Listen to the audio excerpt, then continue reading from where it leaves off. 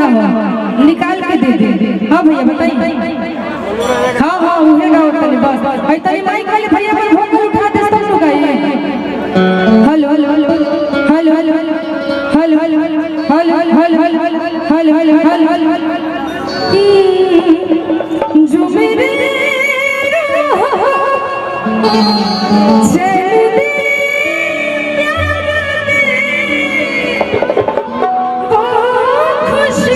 भैया ये तो छोट छोट कलाकार है तनी मुनी गा लेनी बन गए हो तुम जिंदगी बन गए हो तुम जिससे रूह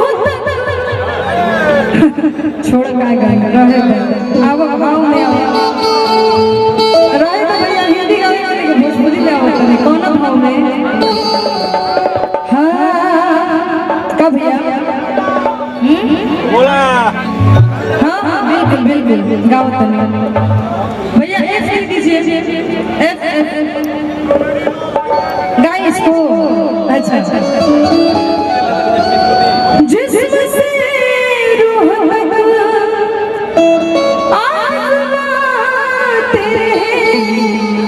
बेखुदी में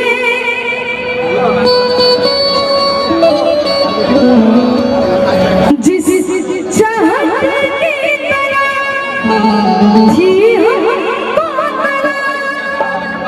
भैया देखो लिरिक्स में तनी भुला नहीं हमें ही सब गाओ देखी खुशी बन गए हो तुम जिंदगी बन गए हो तुम। हम तो इससे गुनगुना देनी है आई भैया की जन फरमाइश हो सुनाओ तनी कौन भाव में। हाँ ऐसे दीजिए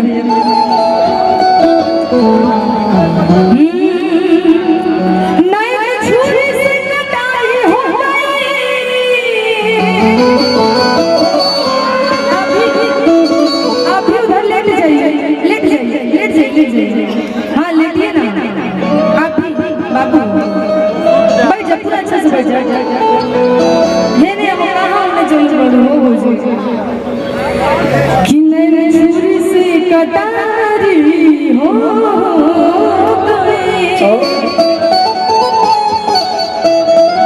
प्यार का हो प्यार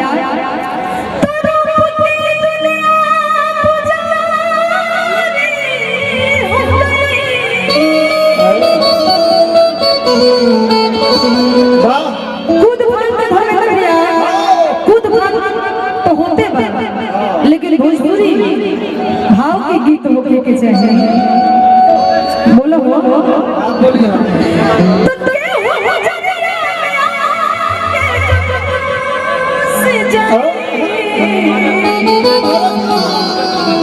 अरे तो पूछे कि किन बीमारी हो